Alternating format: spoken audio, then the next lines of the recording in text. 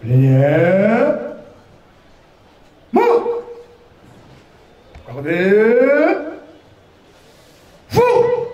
Ok. Immobile. Police d'audience est rangée pour vous rendre le sonnet. Vous présentez les profils qui comparaissent à l'audience de ce jour. Commandant la police d'audience, adjudant-chef, qui va là, sans vous.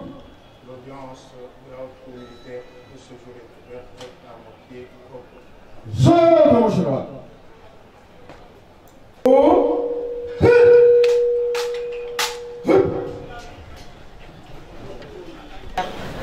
Et la partie civile République démocratique du Congo, RDC, contre M. Mwangachouchou Izi Edouard, commissaire principal Mouchamalirwa Balike Robert, poursuivi pour des faits susceptibles de participation à un mouvement insurrectionnel, espionnage, détention illégale d'armes et munitions de guerre. État Kinshasa de 19 mai. Sous RP 031-23, qui met en cause l'auditeur général près la haute militaire, et parti civil République démocratique du Congo, contre M. Mwangachouchou Izi Edouard et le commissaire principal Mouchamalirwa Balike Robert. Honorable Mwangachouchou, comparé par ses conseils habituels, Maître Kalouba Chiongo, avocat au barreau de Kinshasa Matete. Conjointement avec Maître Dita Yekouli, avocat après la cour d'appel de Kinshasa Matete. Aujourd'hui, nous allons y aller méthodiquement. Nous allons poser encore, parce que cette question n'a pas été totalement épuisée la fois passée. Il y a certaines questions de précision qui seront posées au prévu Mwangachouchou. Et la haute cour va aussi appeler le prévenu Mouchamalirwa pour me poser quelques questions, parce qu'il a comme l'impression qu'il est classé dans les oubliettes. C'est dans un premier temps. Dans un deuxième temps, nous allons revenir aux demandes qui sont déposées les deux prévenus à la haute cour, et ils vont exposer leurs moyens. Dans le poursuite va réagir. Et nous allons clôturer cette question-là. Voilà comment nous allons procéder aujourd'hui. Est-ce que toutes les parties peuvent rassurer la haute cour qu'elles ont pris connaissance des pièces ou des copies de chaque fois? Monsieur le directeur général, nous n'avons pas pu avoir connaissance de toutes les pièces du dossier. Nous n'avons eu qu'à inventorier le nombre de pièces contenues dans les différents rapports qui au total s'élèvent à 543 pièces. Nous avons pu prendre 2 heures du temps avec la greffière siégeante, et il était question pour le greffe de nous tenir les frais relatifs à la photocopie et aux frais de lever copie moyennant note de la DGRA avant que la greffière principale, en chef s'il vous plaît, n'en certifie conforme. Voilà, la connaissance parfaite n'est pas encore faite. Et le contradictoire est respecté dès lors que vous avez entre vos mains la pièce avec une possibilité d'en critiquer ou de réagir. De deux, la RDC considère que nous sommes en matière de flagrance. On prend connaissance des pièces sur les lieux ou sur les bancs. Nous sommes disposés, pour autant que nous n'allons pas plaider aujourd'hui, nous allons prendre connaissance des pièces avant vendredi, le temps pour la partie prévenue de s'en servir d'abord. Nous sommes partis civils greffés à l'action du militaire public. Nous allons prendre connaissance des pièces, même sur le banc. Nous avons dit. Bien. Déjà, bien avant, on avait compulsé les dossiers et à la demande faite par notre co-prévenu, nous ne nous sommes pas passés. Surtout que dans les 500 et quelques pièces là, il n'y en a que 2 qui nous concernent. Nous avons vu qu'il n'y a que 2 pièces qui nous concernaient et comme on l'avait déjà compulsé, alors nous sommes disposés à en découdre, mais sinon, pour les besoins de s'enrichir, nous pouvons toujours, les 500 pièces autres qui ne nous concernent pas là, en prendre connaissance. Stade actuel, parce que l'instruction va concerner certaines pièces aussi que nous voulons présenter à votre client pour qu'il puisse s'expliquer dessus. Êtes-vous disposé à aborder cet aspect du débat? À ce stade, il nous est difficile vraiment d'aborder cet aspect de débat, d'autant plus que nous n'avons pas encore examiné ou obtenu les pièces. Merci. De répondre, nous ne voulons pas énerver les droits de la défense. Ils sont sacrés. Nous allons vous laisser le temps. J'espère qu'avant vendredi, vous aurez terminé avec la prise de connaissance sur la levée de copie pour nous permettre d'aller de l'avant. N'oubliez pas que nous sommes en procédure de flagrance. On tente un peu le prévenu Moucha Maliro. Je fais ma formation policière, la formation de base au centre d'instruction Gilles Moké à Bukavu. Après avoir fait, c'était en 2009, mon général. 2009, ok. Après avoir fait ma formation de base, j'ai été affecté au groupe mobile d'intervention à Bukavu. J'ai mis. Et à la même année, j'ai été récupéré comme secrétaire au P3 à la province du Sud-Kivu. Après, j'ai fait la formation de la sécurisation des installations du cadre, toujours au CI Gilles Moké. Aujourd'hui, école de police Moké Bukavu, où j'ai obtenu mon certificat. Et j'ai été affecté comme commandant centre de négoce de Mugogo en territoire de Walungu, qui n'avait pas malheureusement fonctionné. Et on m'avait retourné à la province. J'étais affecté comme chef 3 bataillon police des mines en province du Sud-Kivu. En quelle année hein? C'était en 2012. L'état-major était basé à Kamituga, à territoire de Mwenga. En 2013, j'ai fait la formation en technique d'enquête judiciaire en matière de violence sexuelle. C'était toujours au CI Gilles Moké. J'ai obtenu mon certificat. La même année, j'ai été affecté comme commandant détachement. À l'époque, c'était des commandants compagnie en territoire de Walungu. Donc, détachement police de mines en territoire de Walungu. Mon état-major était à Zibira et puis à Mukungwe. En 2014, j'ai suivi la formation des formateurs en matière de mines, formation des formateurs de police à l'école de police Mugunga,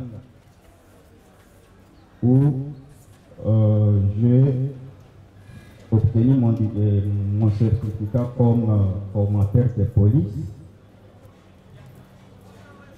Après avoir eu mon certificat, j'ai été retenu parmi les formateurs qui avaient formé la promotion des polices des mines. Là, nous sommes en 2014. Je suis rentré au Sud Kivu. J'étais envoyé à Mississi comme commandant section police des mines à Mississi Centre.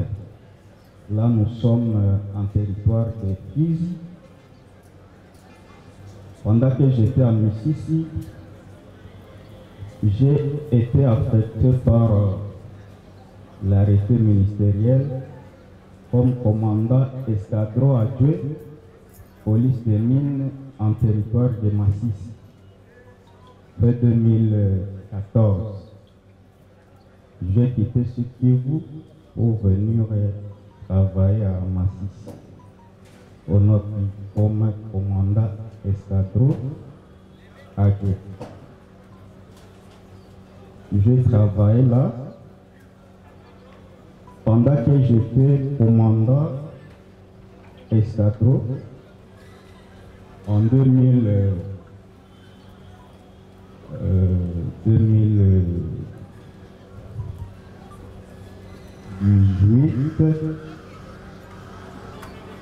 je suis allé à Kisangani pour encadrer les policiers, les élèves policiers qui étaient formés au centre, au CI Lukusa. Parce que nous avions des policiers qui étaient à Kapalata et les autres étaient à Lukusa, les élèves policiers. Donc j'étais parmi les formateurs qui avaient formé ceux qui étaient à Lukusa.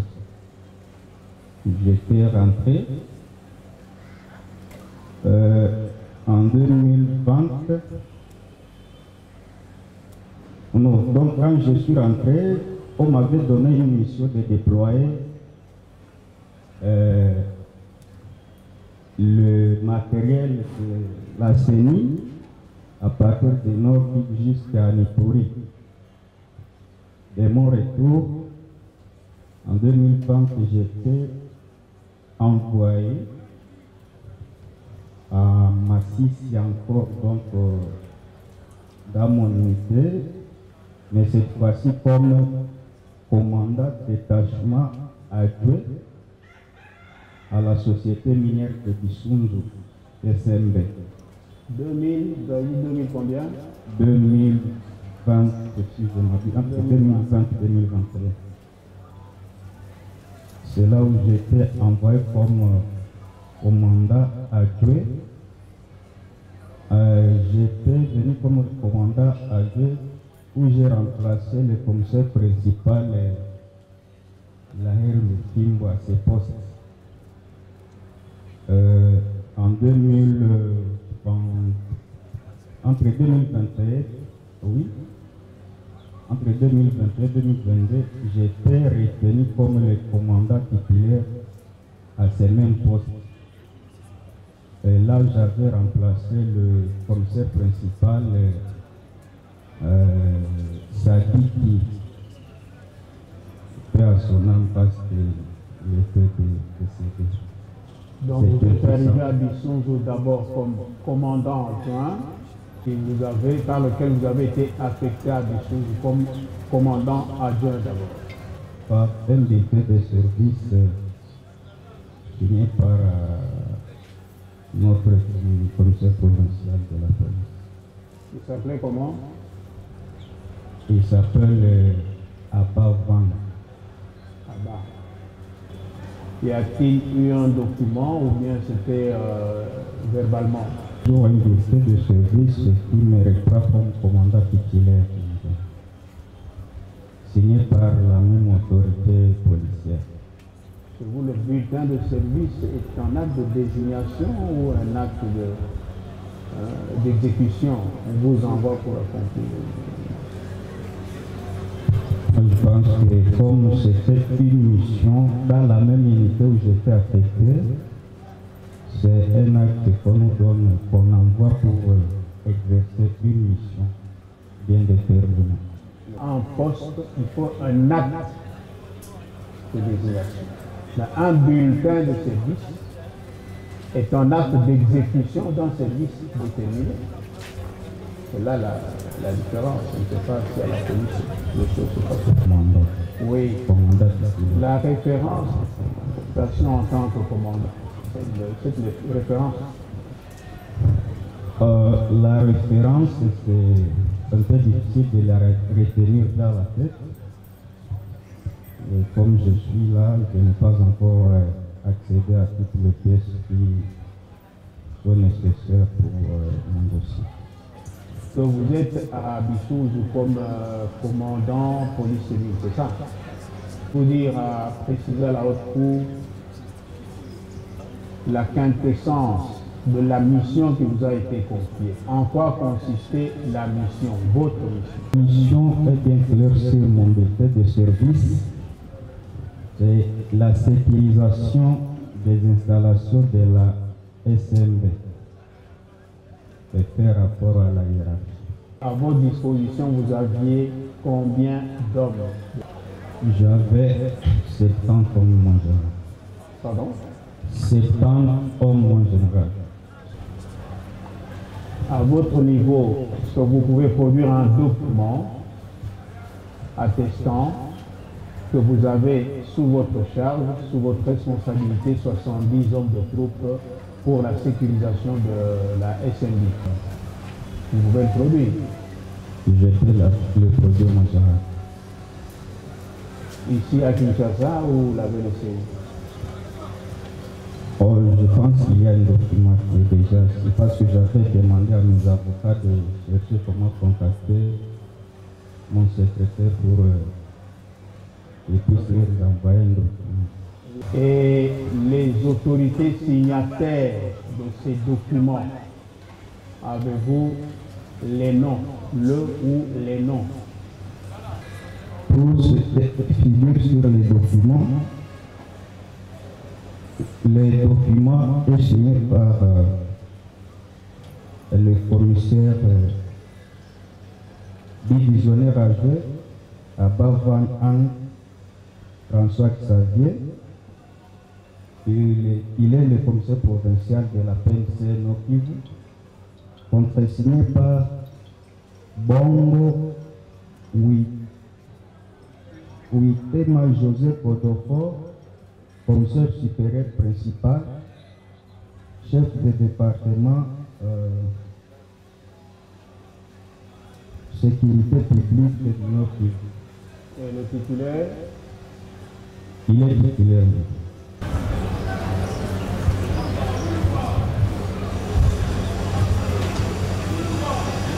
Les pièces du dossier renseignent qu'il y a un contrat de gardiennage signé entre la police et la CND. Contrat justificatif de la présence des membres de la police sur terrain. Est-ce que vous avez eu vent de l'existence de ce contrat? Je n'ai jamais accédé à ces documents. Vous étiez à Bissouze là-bas. Vous dites que vous aviez 70 hommes.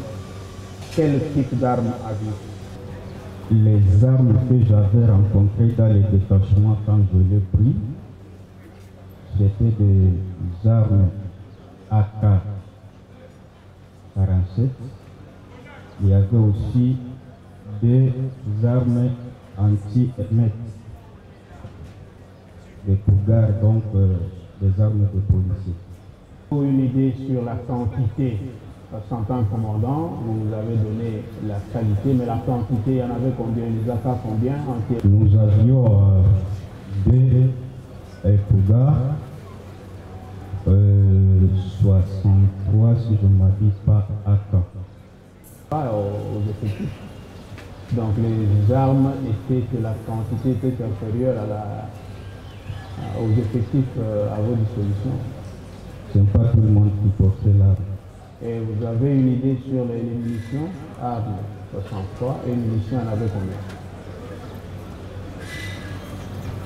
Et je n'ai pas totalement l'idée sur les munitions. Votre séjour là-bas, de 2020 à 2023, vous êtes parti de là en 2023, au mois de février, dans le mois de février, 2023. Oui, mon général. Ok. Et avez-vous eu l'occasion d'utiliser ces armes-là qui étaient mises à votre disposition? À un moment donné, on les avait utilisées pendant qu'on avait des attaques contre les attaques des bandits armés. On les avait utilisées. Donc, si vous aviez utilisé des armes, tant de munitions utilisées, il nous en reste autant pour qu'on puisse vous renforcer. Vous n'avez rien fait. La période qu'on avait utilisé ces armes, j'étais adjoint. Il y avait mon titulaire qui faisait ce boulot. Parce que c'est l'année 2020 là qu'on les avait utilisés. Des fois, j'avais participé. Et au nom du principe de l'unité de commandement, vous étiez censé connaître la situation parce que vous êtes second. D'ailleurs, dans les unités, les agents sont souvent chargés de l'administration et de la logistique. Seulement que depuis que je suis ici, comme je le disais tantôt, je n'ai pas encore accédé à ces documents. D'accord? Vous avez accédé au commandement en tant que titulaire en quelle date?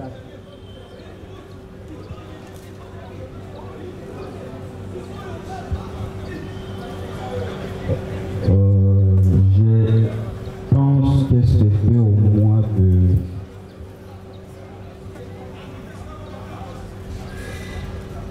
le mois de mai 2021. Mais je dois encore vérifier, moi je n'ai pas de mai 2021 à février 2023, vous n'avez pas encore pris connaissance des documents qui concernent votre unité, qui concernent la dotation. Il y a des documents qu'on avait fait, mais ça me demande de les vérifier pour que je puisse me rappeler de tout ce qui était écrit et pour donner la réponse qui est juste par rapport à ça. Chargé de la sécurisation de la SMB. Est-ce que pendant tout votre séjour là-bas, vous aviez, parce que vous êtes poursuivi en complicité avec l'honorable Mwanga Kissé, l'avez-vous pendant tout votre séjour à pendant mon séjour et en dehors de Bissonzo, je ne l'avais pas connu, mon général. Vous n'avez jamais entendu parler de lui? Oui, mais pas le connaître.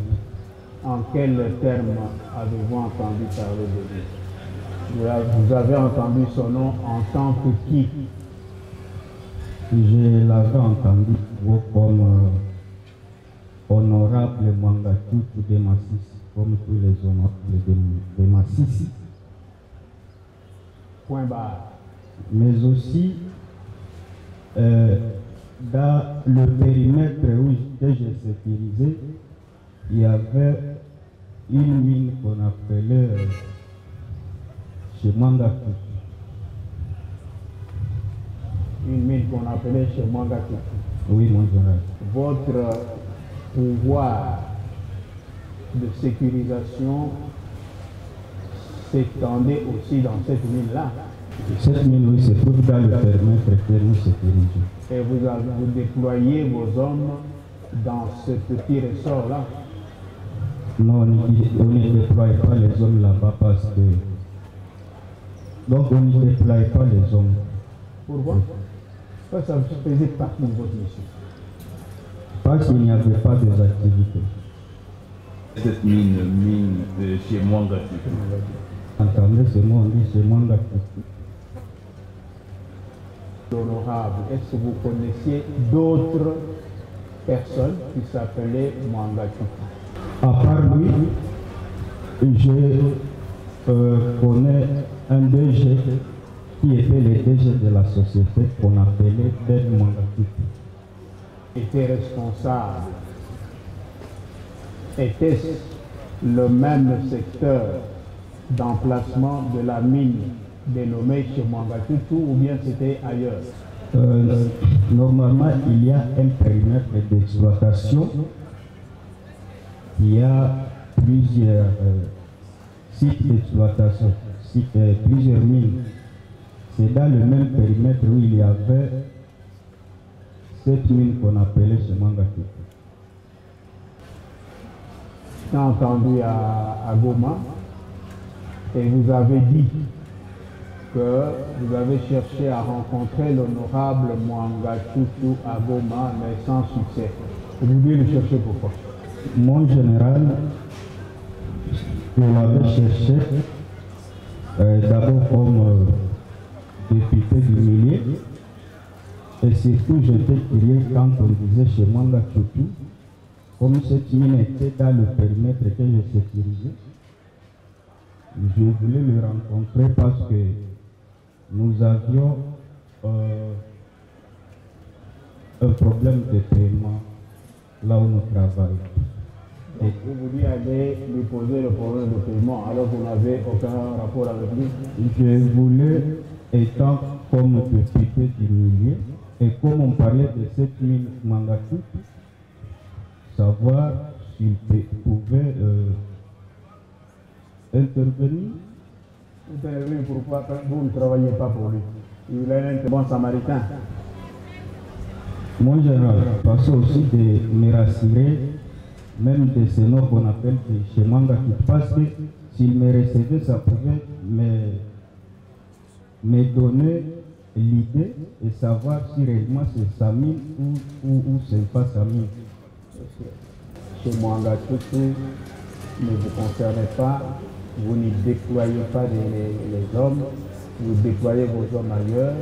Tantôt vous dites non, j'ai cherché à le voir à Goma parce que nous avions un problème de paiement alors qu'on n'avait aucun rapport avec.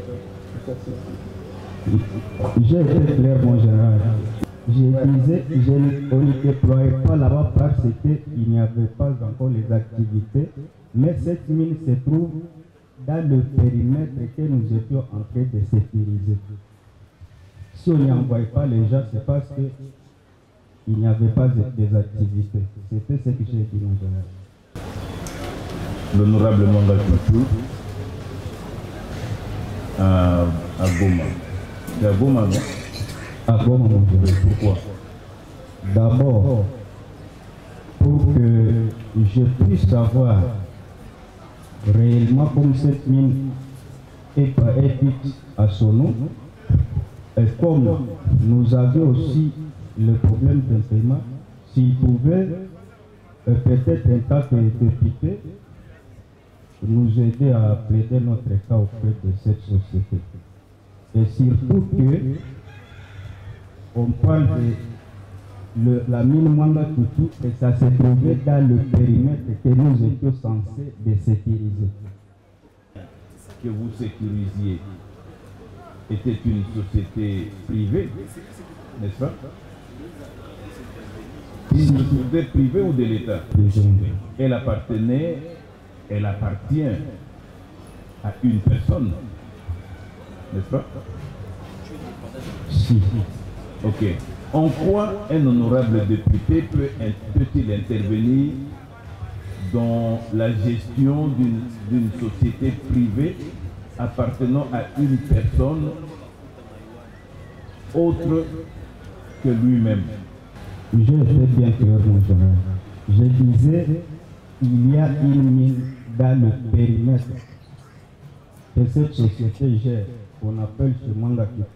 Et comme nous étions en difficulté, on devrait porter sur toute porte pour voir si notre chose pouvait être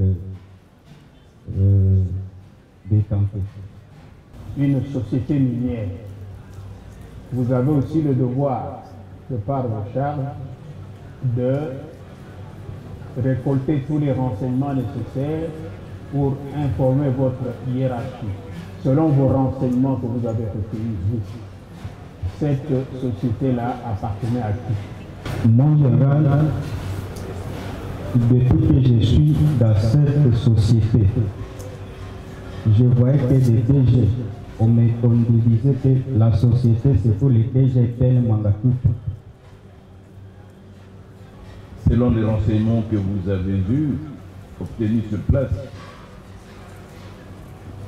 qui est Ben Mangatutu par rapport à l'honorable Mangatutu? Bien dit, Ben Mangatutu, selon les informations que nous avons eues, c'est un frère à l'honorable Mangatutu.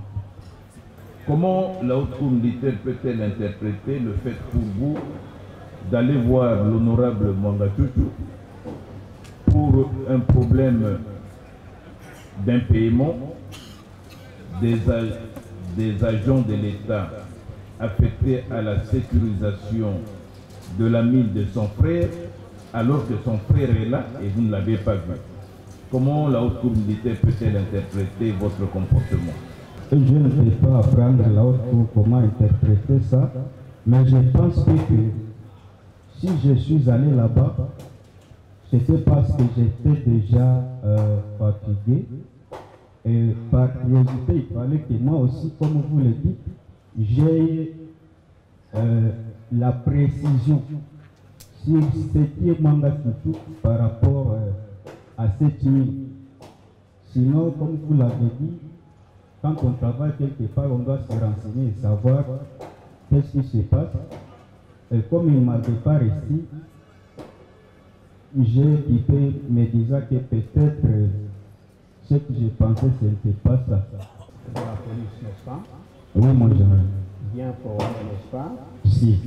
Est-ce que c'est la SMJ qui était votre employeur ou c'est l'État congolais qui est votre employeur? Vous devez vous adresser à votre employeur ou à un particulier. Et cette question, nous l'avons soumise maintes fois à notre hiérarchie. Ça n'a pas eu de solution. Est-ce que l'État congolais vous payait pendant tout votre séjour là-bas? Oui. C'est ça votre salaire. C'est ça votre salaire. Et sécuriser une société minière, et il n'appartient pas à la société minière de vous payer. C'est ça la logique, non? C'est une situation que j'avais créée là-bas. Que j'avais rencontrée. Laquelle? Donc, les policiers qui étaient affectés là-bas, on leur donnait quelque chose pour la motivation. Combien?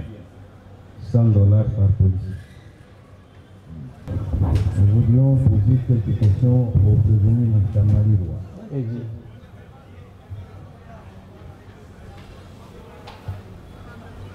Commissaire principal, oui, commissaire principal M. Marie-Roy, vous étiez au détachement, affecté au détachement SMB depuis quelle année?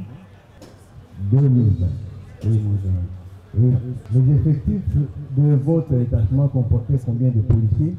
Les effectifs, je disais, comportaient 70, ce que j'avais hérité. Quelles armes? Quel type d'armes? Pouvez-vous le préciser? Des AK-47 et Cougar. Je repose la question. Vous êtes policier, vous avez une très bonne formation. Vous avez décliné les étapes de votre formation. Je pose la question. Les armes que vous avez trouvées étaient une dotation individuelle pour chaque policier qui le ramenait de son unité d'origine, ou bien ce sont des armes que le commandement a affectées à l'unité, de sorte que quand il y a une mission, c'est vous qui êtes le responsable. qui dispatchait les armes, qui fait dispatcher les armes, ou que chaque policier s'amène, quand il y a une mission, il s'amène avec son arme individuelle qu'il a depuis toujours. Dans la police, il n'y a pas ce terme des armes individuelles.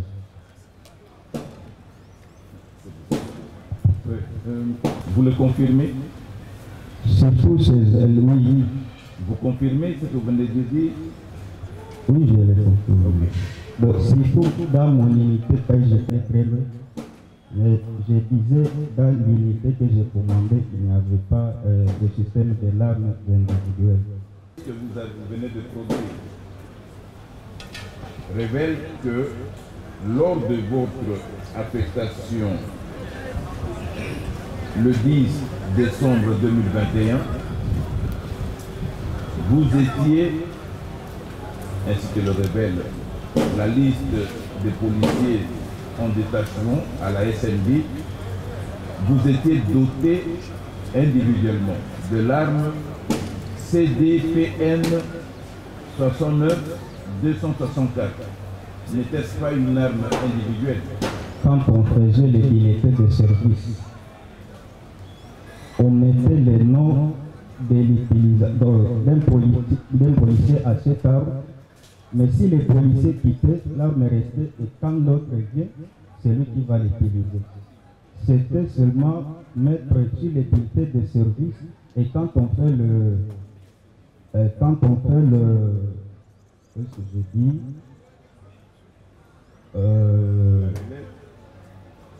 Quand il y a relève, l'autre prend l'arme. Le bulletin de service renseigne qu'il y a une arme qui est dotée à un policier. Toutes les armes mises ensemble constituent ce qu'on appelle en jargon du métier la dotation organique de votre unité. C'est ça? Oui, bonjour. Alors, mais combien d'armes de dotation organique? Vous aviez combien d'armes de dotation organique?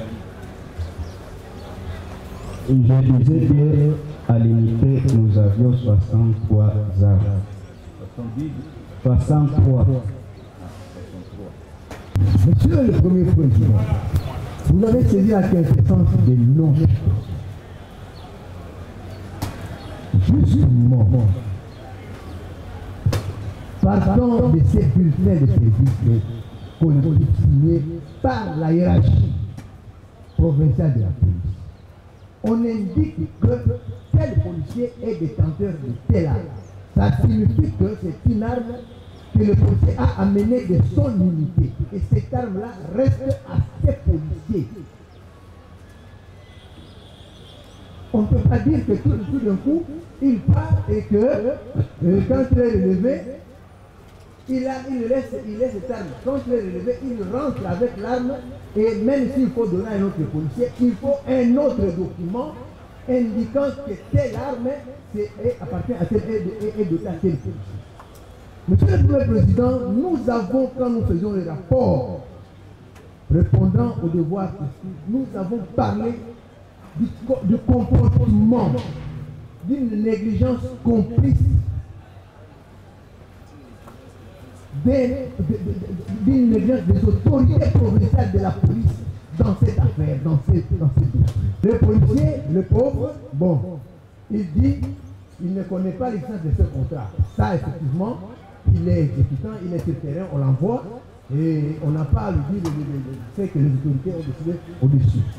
Mais vous verrez que dans les différents contrats signés par les autorités de la police, toutes les autorités ont défilé là-bas. Les contrats portaient sur 40 et quelques policiers. Mais en réalité, lui, il dit qu'ils étaient 7 ans. Ça signifie qu'il y avait un chiffre flottant de policiers là. D'où ils venaient, on ne sait pas. Officiellement, c'est 40 policiers qu'on affecte à la SNB. Alors qu'en réalité, ils sont 70. Ou 80 tout de même.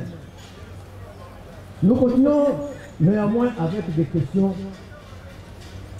Vous dites donc qu'on vous a confronté à cette bulletin de service, ou même il est repris votre nom et l'arme que vous étiez censé détenir. C'est-à-dire que c'est votre arme. qu'il vente ou qu'il neige, ça c'est votre dotation, par dotation individuelle. Bien que vous disiez le contraire. Nous continuons. Vous avez fait presque 2-3 ans dans ces départements.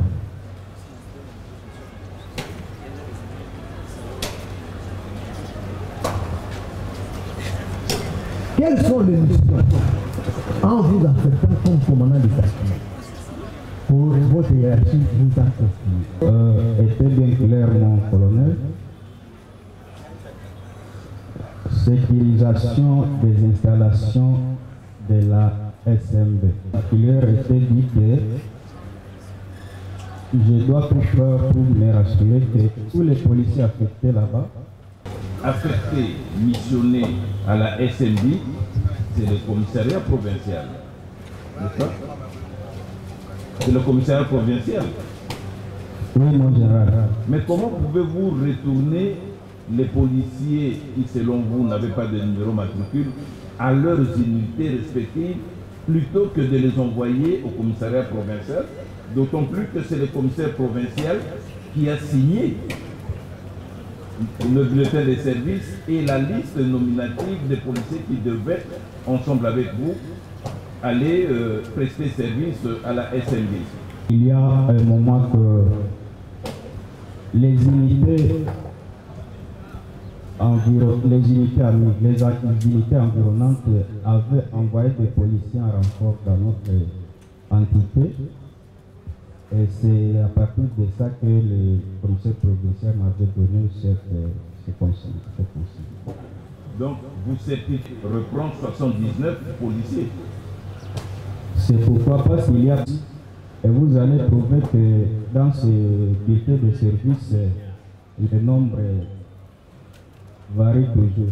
Toutes ces armes dans l'unité. Et pour ce qui concerne les armes, nous avons un département qui est chargé de ça. Parce que, comme je les avais trouvés, c'est comme ça que je les avais utilisés, mon général.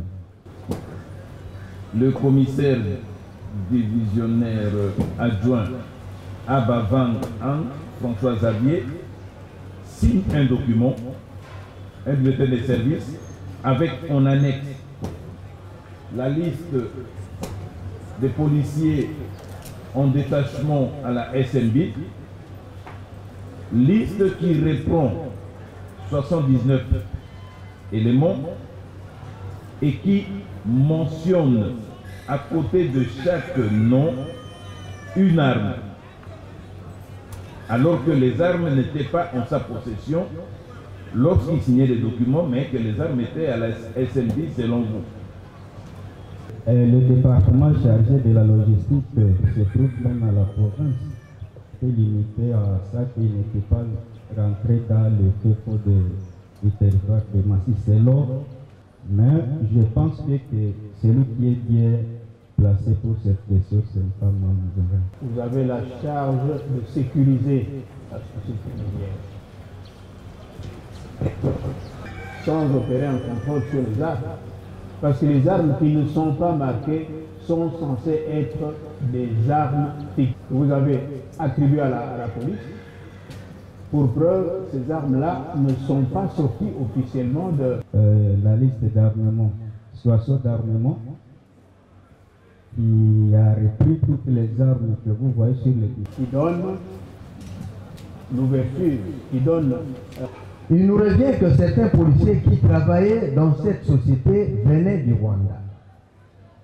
On les faisait porter des tenues de la police et tous étaient payés par la SMB, 12 000 $ au total. Quand vous dites vous dites c'est faux.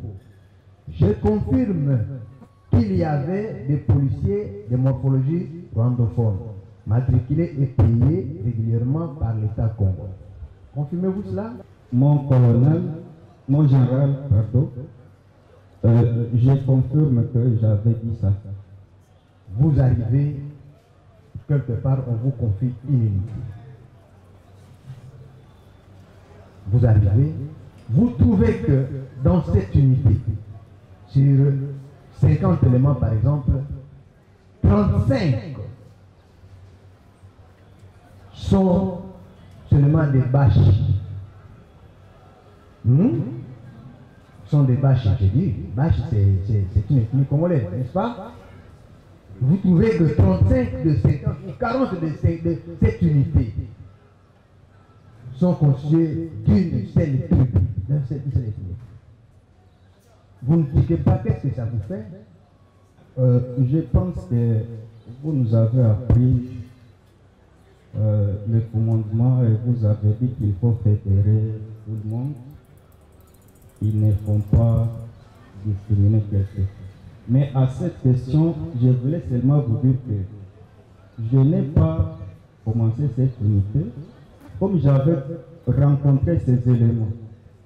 Je n'avais pas la force de dire que non, comme j'ai trouvé X ou Y, et je commence à faire la chasse à l'homme, dire que non, je ne vais pas travailler avec celui-ci ou celui-là, pendant que je les avais trouvés sur place. Je ne peux pas venir avec eux. Je ne les avais pas donné leur numéro.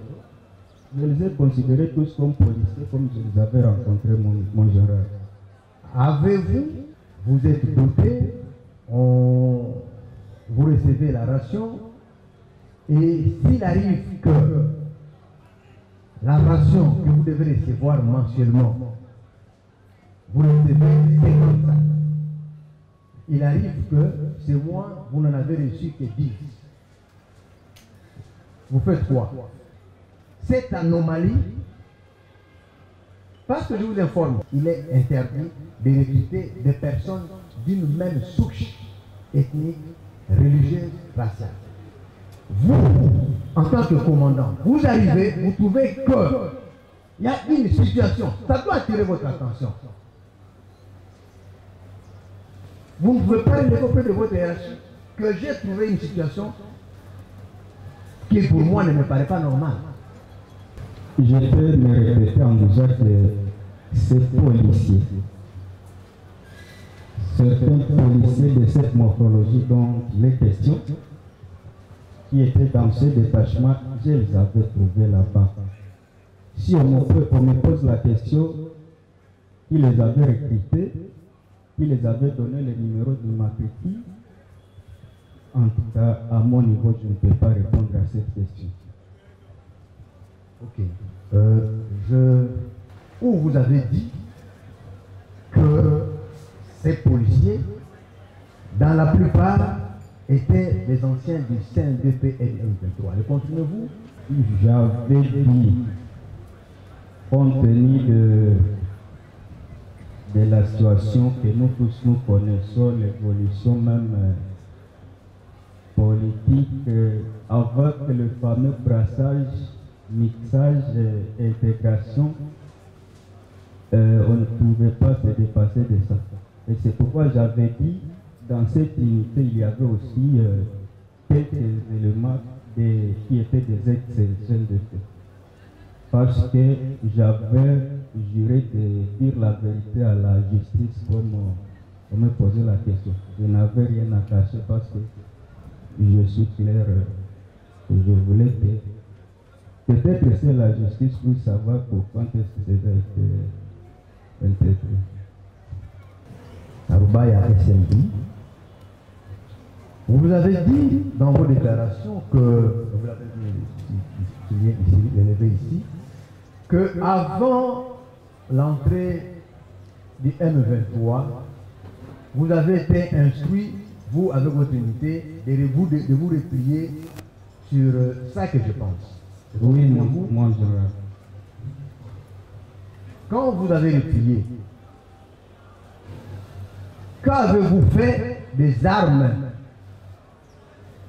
qui étaient dotées à votre unité? J'ai replié avec tous les éléments vers l'endroit indiqué par la hiérarchie. Je suis venu avec toutes les armes et tous les éléments qui étaient à ma disposition jusqu'à l'endroit où on m'avait demandé de nous cantonner. Le nombre que je vous avais cité. Et quand vous êtes rentré, les effectifs de vos policiers, de vos détachements étaient de combien quand vous êtes arrivé à l'endroit indiqué?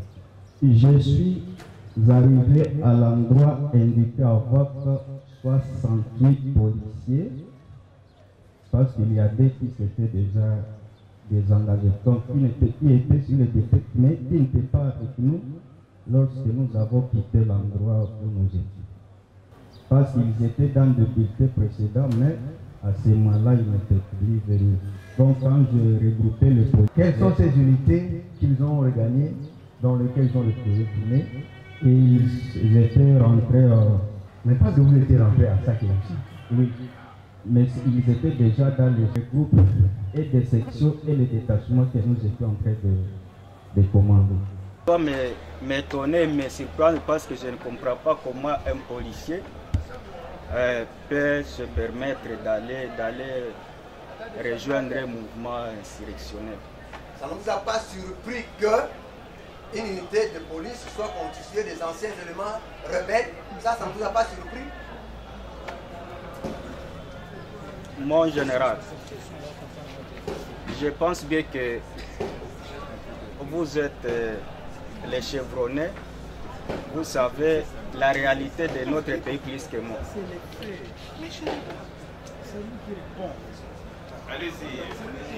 C'est ce que moi je disais. Alors, c'est pourquoi je vous ai dit, mon général, que je n'avais ni force ni pouvoir de dire que je chasse tel ou tel élément dans mon unité. Je n'avais pas la force ni pouvoir. Elle a retrouvé dans le camp où vous étiez des armes lourdes, notamment 3 RPG 7 mm, 7 plutôt, barre 5 mm, 2 carabines MK18, 2 ST-G44 fusils d'assaut marque allemande, 3 PKM mitrailleuses. D'où venaient ces armes? Parce que vous venez de dire ici que votre dotation était constituée que des AK-47 et des bougards de quelque chose. Je voudrais vous répondre d'abord en vous expliquant que cette délégation où policiers était venue, c'est moi qui l'avais reçue.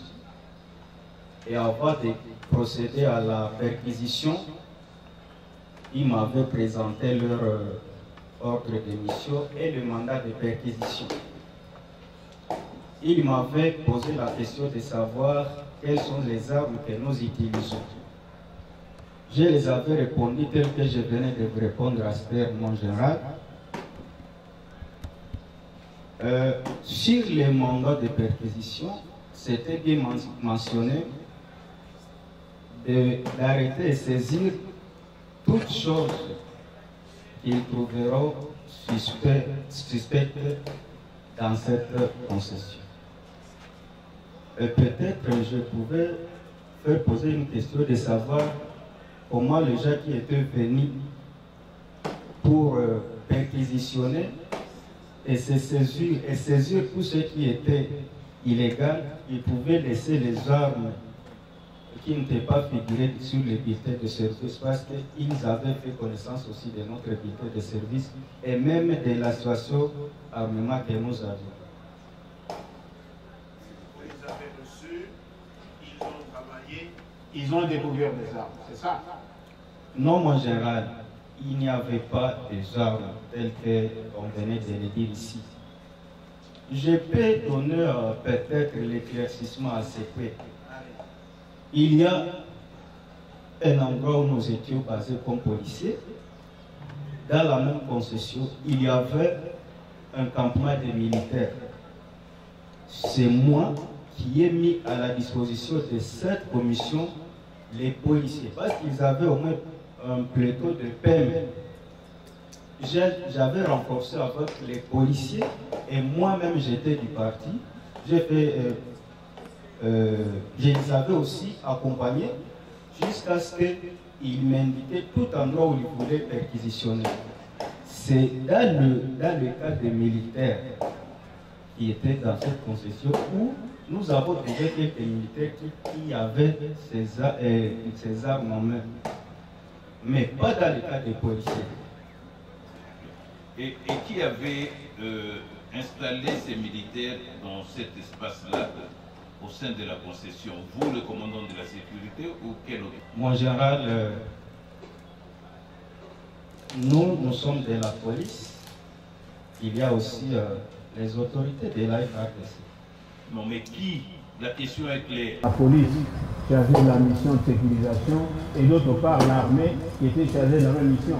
Quand il y avait déjà des menaces et des attaques contre les installations, nous avons fait une lettre dans laquelle nous avons dit à notre hiérarchie que nous n'étions plus en mesure de faire face à cette menace qui venait. Nous avons demandé si on pouvait nous renforcer, et c'est là où on avait déployé cette unité qui était venue pour un moment, mais après ils étaient rentrés. La mission de CNES est arrivée, elle vous a approché, elle a présenté les documents qu'elle avait relativement à la mission, n'est-ce pas? Vous venez de le dire. Si. Et lorsque cette unité de militaires est arrivée, le commandant vous avait-il présenté un quelconque document? Nous avons fait descendre dans le camp. Et d'ailleurs, je me souviens que nous n'avons pas rencontré le commandant sur place. Celui qui était venu, oui, avec ce militaire, je n'avais pas fait connaissance de leur document. L'équipe de CNES vous présente des documents. Et ces PEM-là venaient d'où? Non, les PEM que vous aviez, les militaires, autant pour nous. Vous avez raison, toutes nos excuses. Les militaires que vous aviez découverts dans la concession, ils venaient d'où? Je disais, ils venaient du 34e régime militaire. Bon, comment pouvez-vous juger ce qui vient de Kinshasa, mandaté par l'autorité nationale, vous présente les documents et l'équipe dans les militaires venant de la 34e région, autorité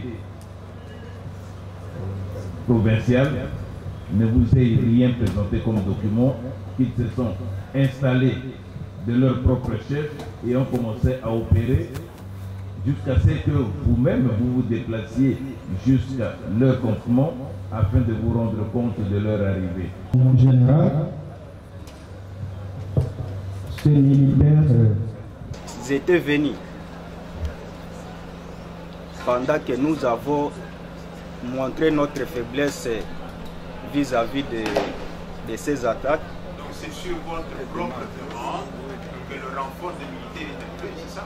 Nous avons écrit à notre hiérarchie de police que nous étions maintenant incapables, que nous étions déjà incapables de... Votre honneur, votre honneur, il y a une demande naturelle. Il y a les confrères de l'autre côté qui ont sollicité que l'honorable... Peut-être la question... Exprimer un besoin. Vous avez exprimé vos limites à la hiérarchie. Et c'est sur base de cette demande que l'armée est venue en renfort. C'est à peu près cela. C'était en 2020, vers la fin, je pense. C'est là où nous avons fait cette demande. Et les militaires ont fait combien de temps? Je pense qu'ils ont fait 6 mois, si je m'abuse. Et la délégation de la CNES est arrivée à peu près à quelle période? La délégation était venue On nous a dit que c'était au mois de mai. On vous a dit que c'est... Non, moi je n'ai pas les documents, mon général. Vous avez dit que vous l'avez reçu. Oui, je l'avais reçu. Bon. Retenir toutes les dates, ce n'est pas facile quand on ne va pas quelque part. Quand il n'y a pas de référence, retenir toutes les dates, ce n'est pas c'est possible. Vous étiez commandant? J'étais commandant adjoint. Commandant adjoint. Demandez exactement de quoi il était exactement reproché. Voilà que, en posant des questions, votre honneur, nous venons de comprendre certaines choses. Nous voulons faire observer à votre cour que lorsque la police dont mon client était commandant a quitté le 7 juillet là, le 25, après leur départ, il y a eu le FARDC qui a été aussi mis sur terrain pour sécuriser le même lieu parce qu'il y avait l'avancée du M23. Et ils ont fait 19 jours dans ces installations. C'est-à-dire du 7 au 25, ces installations étaient entre les mains des FARDC. Nous voulons que ça soit acté parce qu'on croirait que lorsque la police a quitté, c'était resté vide. Alors, c'est lorsque la police a quitté, remplacée par les FARDC, après les 25 du même mois, les FARDC étaient aussi partis. Ce qui a fait que les installations étaient restées, que ce soit noté, sans garde ni sécurité, les exposant à toute aventure criminelle. Monsieur le Président, nous voulons aussi manifester notre inquiétude. Selon qu'à tout moment, nous nous trouvons en face des préventions qui changent à tout moment. Je prends l'exemple. Lorsque le ministère public a présenté notre client ici, il a dit que pour le deuxième prévenu, on peut retenir, je retiens encore le mot, on peut une supposition, on peut retenir l'infraction de trahison. Mais tout à l'heure, avant que vous puissiez commencer à poser des questions, vous avez informé à mon client qu'il est poursuivi en complicité. Monsieur le Président, nous nous demandons complicité dans quelle infraction? C'est toujours la trahison ou l'espionnage? S'il vous plaît, une complicité, une qualification. Mode d'opération dans une infraction. Voilà, merci, Monsieur le Président. Alors, si tel est le cas, dans ce mode d'opération, dans une infraction, il faut que la Cour maintenant puisse nous dire il s'agit de quelle infraction dont il est complice, Monsieur le Président. Parce qu'en trouvant les charges retenues au premier prévenu, l'honorable, on n'a pas trouvé la trahison à l'intérieur. On parle là-bas d'espionnage. Et dans toutes les infractions de prévention retenues, nous n'avons pas trouvé ça. Alors lorsque la Cour nous informe qu'il y a complicité, nous voulons savoir cette complicité, c'est par rapport à quelle infraction. Ça, nous voulons faire observer à la Cour. Monsieur le Président. La haute cour militaire est saisie des faits flagrants. La procédure est la flagrance. Le ministère public n'a qualifié, n'a retenu aucune infraction. C'est la flagrance. Et lorsqu'il y a flagrance, les dispositions qui ont été contestées par le prévenu honorablement Natutu et ses conseils à la Cour constitutionnelle renseigne que le ministère public amène devant le juge les personnes et expose les faits. C'est la Cour, c'est le juge qui va déterminer les infractions au vu des faits avérés. Nous le savons tous. Et ça a été dit à la dernière audience. Ne venez pas dire que non, on a retenu telle infraction pour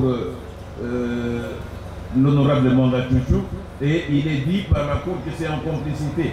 Et vous le savez très bien. Il est dit dans l'ordonnance qui régit la flagrance que même les témoins, les personnes trouvées sur le lieu sont amenées devant le juge.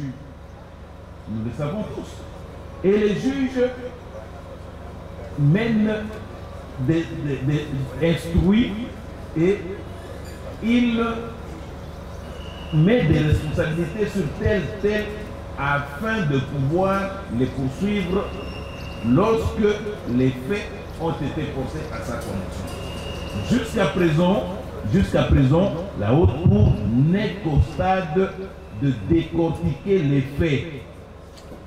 Aucune qualification n'est encore retenue, à moins que le ministère public qui demande la parole. Peuvent, et il a insisté que ces faits peuvent. Il a dit, il a répété, peuvent. En matière de flagrance, parce qu'on ne va pas amener devant un juge pénal quelqu'un qui est pour des faits civils. Donc les faits sont supposés être infractionnels. Le ministère public estime que ces faits-là, qui sont flagrants, sont infractionnels. Et pour cela, nous en saisissons les juges, nous l'amenons devant les juges pour des faits infractionnels. Et cette qualification, déjà nous l'avons déjà dans la procédure ordinaire, où il y a un contrat judiciaire, les juges n'est saisi que de fait, il n'est pas tenu par la qualification donnée au fait par le ministère public. Déjà dans la procédure ordinaire, a fortiori dans la procédure de flagrance. Ce sont les faits.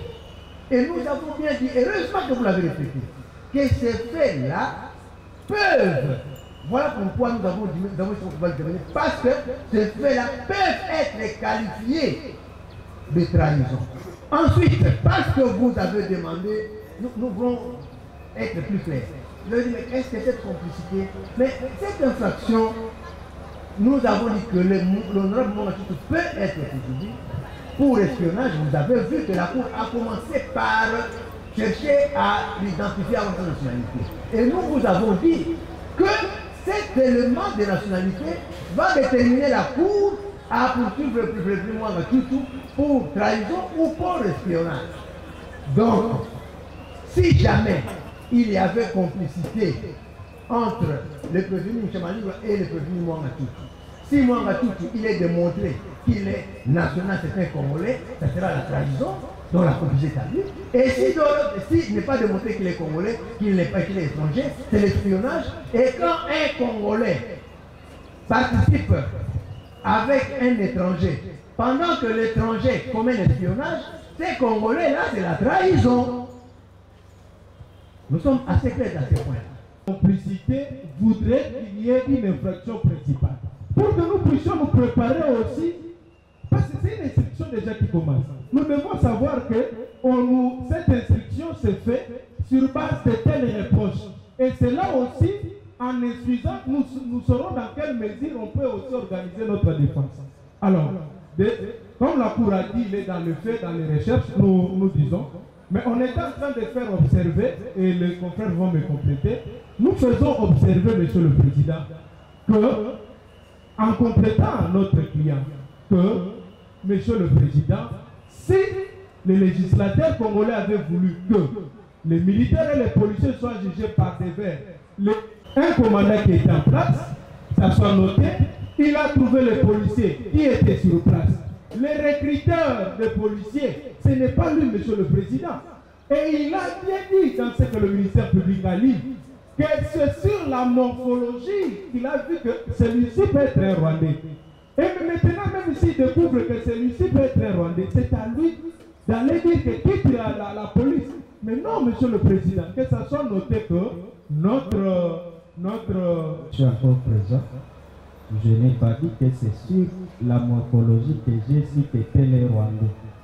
La Cour en avait pris acte, mais c'est votre conseil. J'avais bien dit dans mon interrogatoire qu'il y avait des policiers à morphologie rwandaise, mais pas que j'ai connu qui sont rwandais par leur morphologie.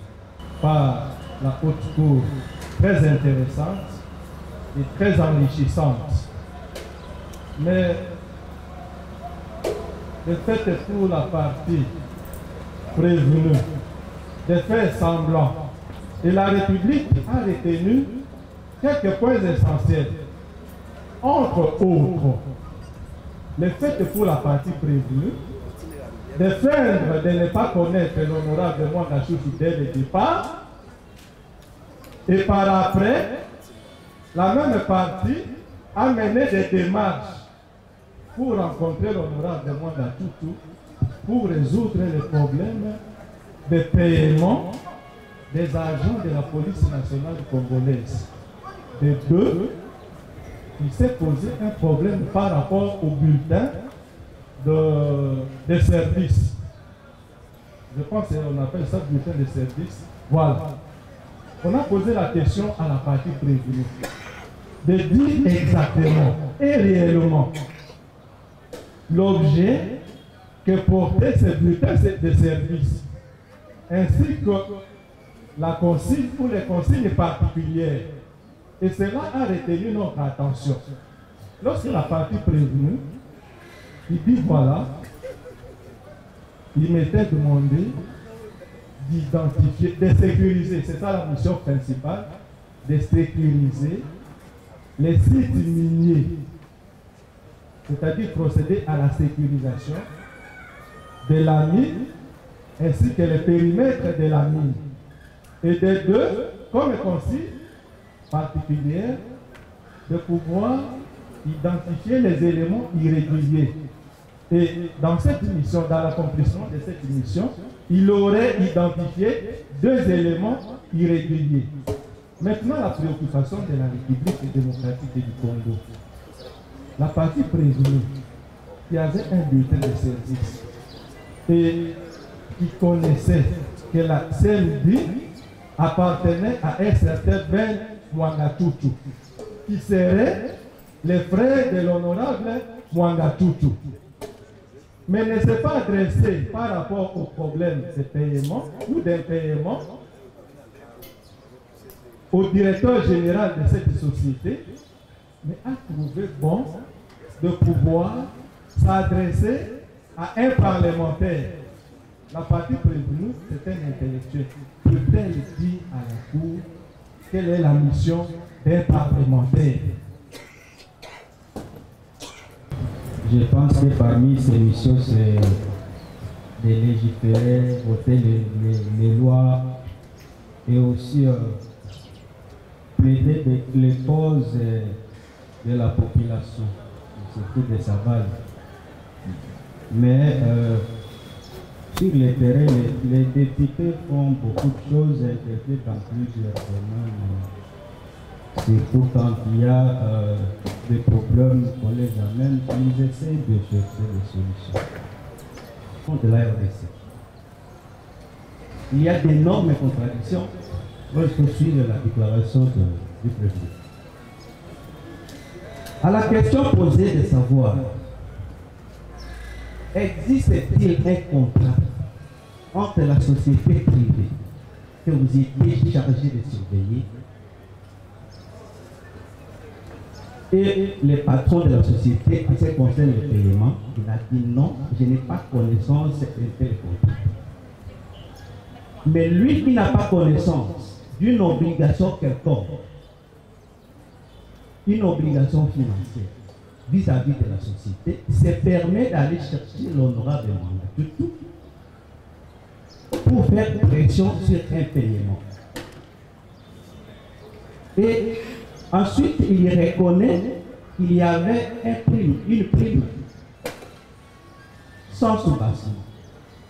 Et il a affirmé qu'il y avait un paiement occulte entre l'honorable Mwanga Chouchou et les éléments qui étaient postés à la sécurité. Il répond d'abord. Non. Je pense que le monsieur l'avocat n'a pas bien suivi la République, quoi. ce que j'ai dit. Je n'ai jamais accédé à ces documents pour les lire. Dire ça, ce n'est pas dire que j'ai nié qu'il n'existait pas les contrats. C'est-à-dire que je n'avais pas eu la chance de lire ces documents, bien les contrats qui lient la police et la société. Et aussi, pour la question de savoir s'il y avait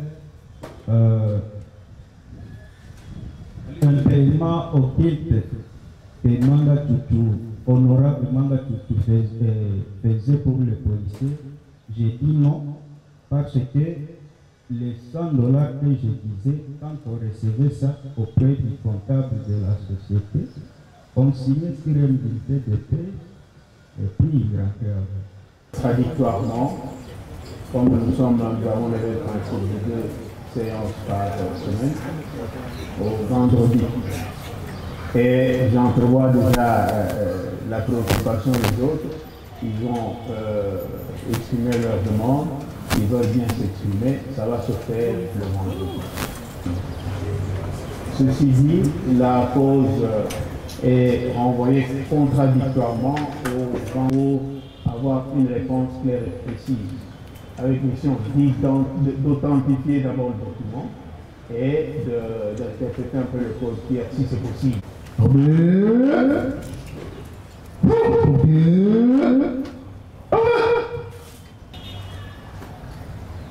Monsieur le président de notre tour militaire, mon général, dans ce Armopier, report. Sors, mon général.